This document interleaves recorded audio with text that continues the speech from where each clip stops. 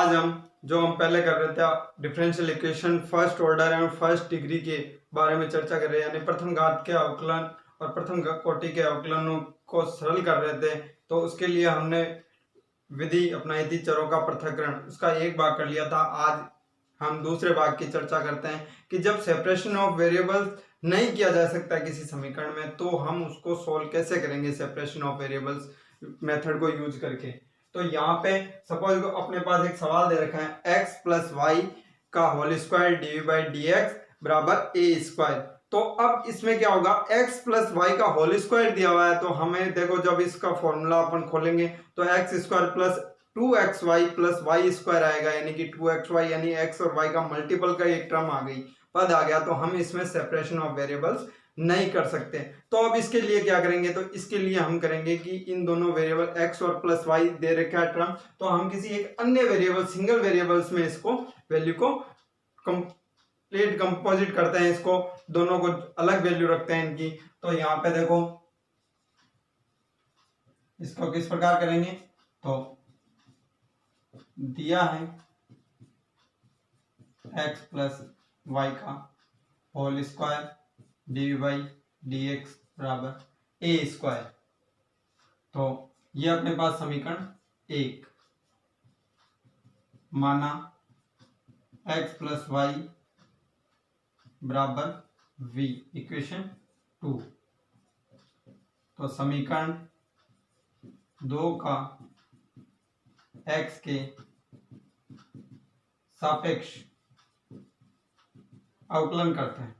तो x के सापेक्ष ये अपने पास समीकरण 2 है जो अपन ने मानी है, x प्लस वाई को अन्य वेरिएबल्स v के बराबर माना है। तो इसका हम एक अवकलन करते हैं x के सापेक्ष। तो x के सापेक्ष x का 1, y का dy अपॉन dx और dv अपॉन dx। तो इसको हमें इसमें किसकी वैल्यू चाहिए, dy अपॉन dx की। तो हम क्या करेंगे, इस एक को इधर ट्रांसफर कर देंगे।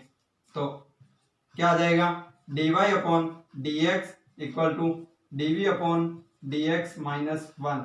समीकरण 3 नंबर। समीकरण 1, 2 व 3 से, तीनों समीकरणों से हम वैल्यू रखते हैं इनसे। तो अपने पास दी गई समीकरण क्या हो जाती है, x प्लस वाई का मान दे रखा समीकरण 2 में v, तो v square dy upon d x का जाएगा dv upon d x minus 1 equal to a square. तो हम इसको सिंप्लीफाई करते हैं, तो v square dv upon d x minus v square equal to a square. तो मैं यहाँ क्या करता हूं, इसको जो ये माइनस का वी स्क्वायर है इसको उस तरफ ले जाता हूं। तो अपने पास हो गया v square dv upon d x a square plus we square. अब हम इसका देखो dx और सारे पद v के रूप में है, तो हम यहाँ पे सेपरेशन ऑफ वेरिएबल्स यानी चरों का पृथक्करण लगा सकते हैं। तो यहाँ पे चरों का पृथक्करण लगाएंगे, चरों का पृथक्करण। तो चरों का पृथक्करण लगाएंगे तो यहाँ क्या हो जाएगा, अपने पास v square a square plus we square dv बराबर dx। तो ये अपने पास सेपरेशन ऑफ वेरिएबल्स आ जाता है। अब हम इसको समाकलन करने के लिए क्या करेंगे, तो यहाँ पे मैंने अंश के अंदर इस भिन्न के अंदर अंश में ए स्क्वायर जोड़ूंगा और ए स्क्वायर घटा देता हूं, जिससे कि नीचे वाला अपने पास हर को कुछ आसानी हो जाए। तो A square plus we square minus A square upon A square plus we square dv यहाँ पे dx। तो अपने पास क्या हो जाएगा, 1 minus A square plus we square dv equal to dx। ये अपने पास एक टर्म आ जाती है। तो हम यहाँ पे समाकलन करेंगे इनका। तो समाकलन करेंगे तो क्या हो जाएगा, dv माइनस ए स्क्वायर वी स्क्वायर बराबर समाकलन dx। तो ये इस प्रकार मैंने क्या कर दिया कि dv के अंदर गुणा करा दी और फिर समाकलन कर दिया। अब हम इसका समाकलन करते हैं तो क्या हो जाता है, dv का v हो जाएगा माइनस ए स्क्वायर, ये किसका फॉर्मूला हो गया, टेन इनवर्स का, तो a tan inverse v upon A X plus C. C यहाँ समाकल नियतांक है,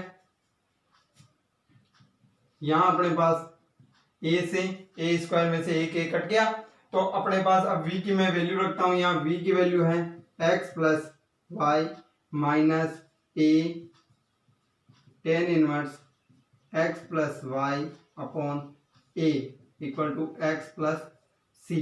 तो यहाँ देखो LHS के पद में और RHS के पद में एक x दिया हुआ है, तो इसका मतलब x से x अपने कैंसिल आउट हो जाएगा, तो अपने पास क्या बच गया, y minus C A tan inverse x plus Y upon ए।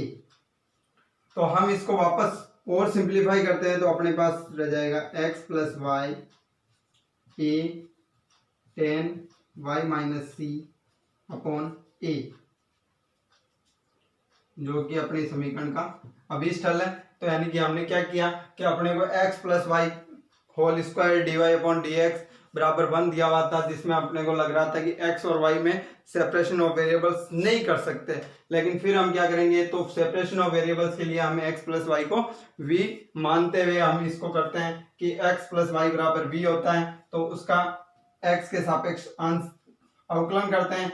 अवकलन करने के बाद समीकरण अपने को 3 प्राप्त होती है। समीकरण 1 2 3 से हम 2 और 3 से वैल्यू रखते हैं एक के अंदर, तो अपने पास समीकरण इस रूप में आती है। यहाँ पे हम चरों का पृथक्करण लगाते हैं, तो चरों का पृथक्करण लगाने के बाद अपन सिंप्लीफाई करते हैं, तो अपने पास एक रिजल्ट प्राप्त होता है जो कि दी गई अवकल समीकरण का अभिष्ट हल रिजल्टेंट सॉल्यूशन होता है। इसी प्रकार हम एक सवाल और लेते हैं।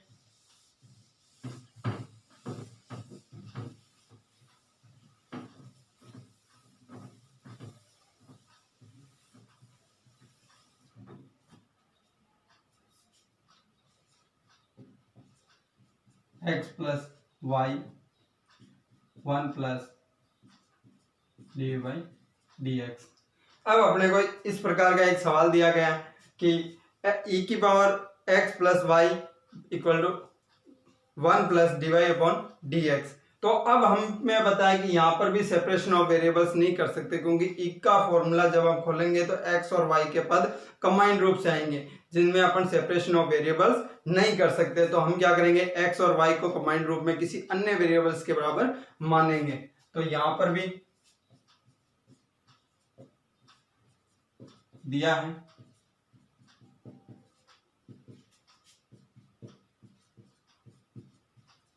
समीकरण 1,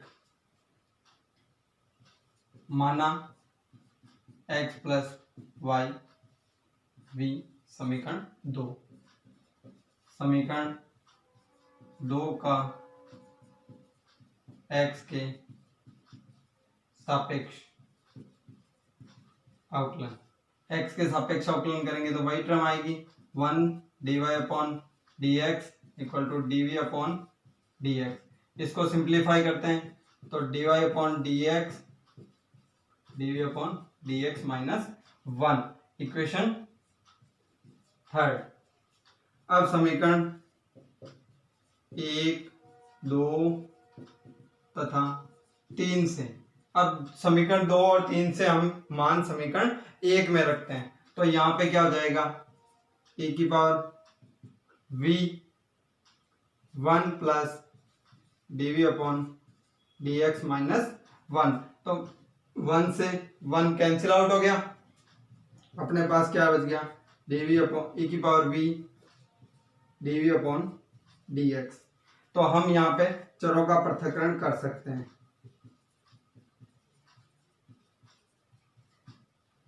तो चरों का पृथक्करण करेंगे तो अपने पास आ जाएगा dx dv e की पावर v, जिसको हम लिखेंगे dx बराबर e की पावर माइनस v dv। समाकलन करते हैं इनका, dx e की पावर माइनस v dv तो समाकलन क्या हो जाएगा, x बराबर e की पावर माइनस वी प्लस का c। तो हम माइनस की टर्म है तो इसको पक्षांतरित कर देते हैं। अब यहाँ पे हमने v को माना था तो वापस v की वैल्यू रखते हैं, x प्लस ई की power minus x plus Y equal to C, जो कि अपनी यहाँ पे रिजल्टेंट सॉल्यूशन है इस समीकरण का। यानी कि अपने को समीकरण जो e की पावर में दी गई थी, जिसमें भी अपन सेपरेशन ऑफ वेरिएबल्स डायरेक्टली नहीं कर सकते, तो उसमें हमने x प्लस वाई को v के बराबर लिया और उसका अवकलन किया x के सापेक्ष, और फिर सिंप्लीफाई करते हुए हमने इसका रिजल्टेंट सॉल्यूशन निकाला। इसी प्रकार एक सवाल और लेते हैं।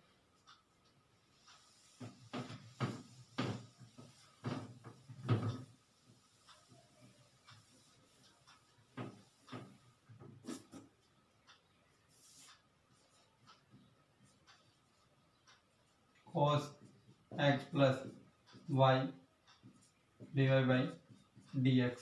ये अपने पास एक सवाल दे दिया गया है कि cos x plus y dy बराबर dx। तो यहाँ पर देखो cos में कई जने क्या करते हैं, सीधा सेपरेशन कर देते हैं, लेकिन cos में अपन सेपरेशन नहीं कर सकते, क्योंकि cos का फॉर्मूला खोलेंगे cos y minus sine x sine y।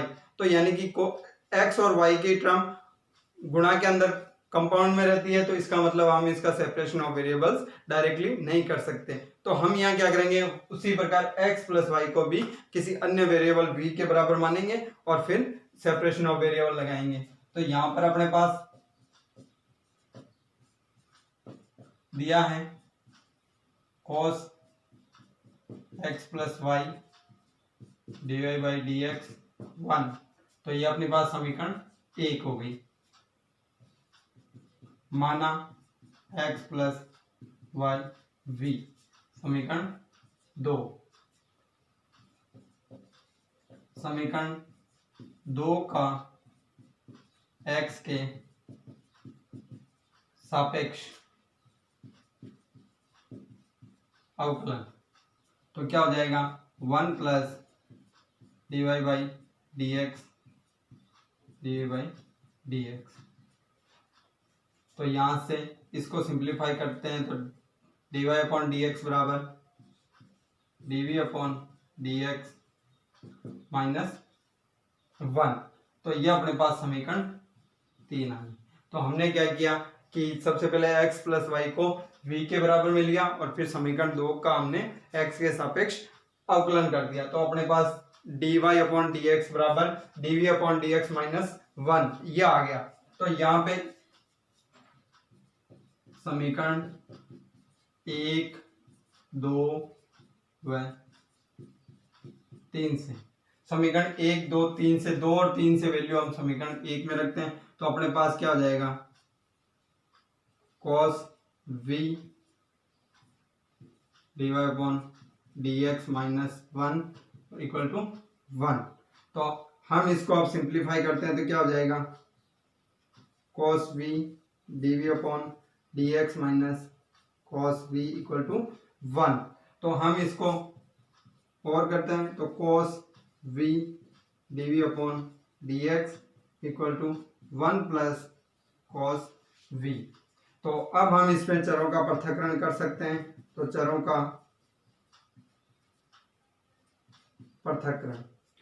का पृथक्करण करेंगे तो क्या करेंगे, ये पूरी टर्म v की है, यहाँ भी v की है और dv, तो dv में ये v का टर्म इधर आ जाएगी और dx इधर चला जाएगा।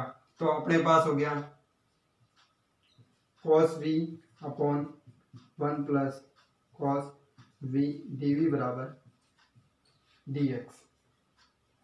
तो अब हम क्या करेंगे, इसको सिंप्लीफाई करने के लिए मैं क्या करता हूँ, ऊपर इस भिन्न के अंदर cos v के अंदर एक जोड़ता हूँ और एक घटाता हूँ। तो यहाँ पे क्या हो जाएगा अपने पास 1 plus cos v minus v upon 1 plus cos v dv बराबर dx। तो ये अपने पास एक समीकरण। तो हम अब सिंप्लीफाई करते हैं तो 1 प्लस cos v के अंदर भाग गया तो 1 और माइनस में ये आ जाएगा। तो अपने पास क्या हो गया 1 minus 1 upon 1 plus cos v dv बराबर dx।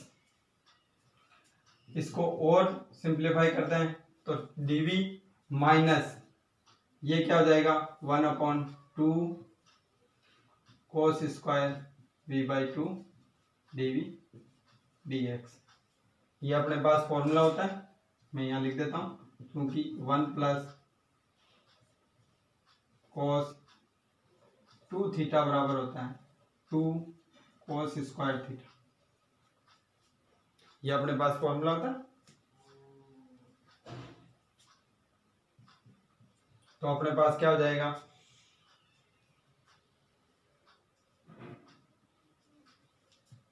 समाकलन करेंगे अब इसका। तो समाकलन किस प्रकार, dv माइनस हाफ समाकलन sec square dv/2 dv dx v/2 हो गया।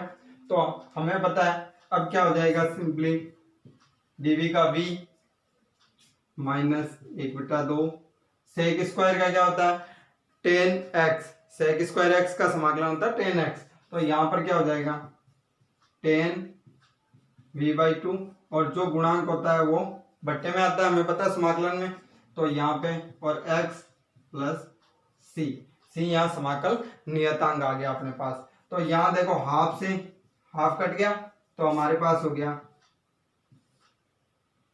v minus 10 v/2 x plus c। तो हम v की वापस वैल्यू रख देते हैं। तो वैल्यू रखने पे क्या हो जाएगा x plus minus 10 x plus y/2 x plus c।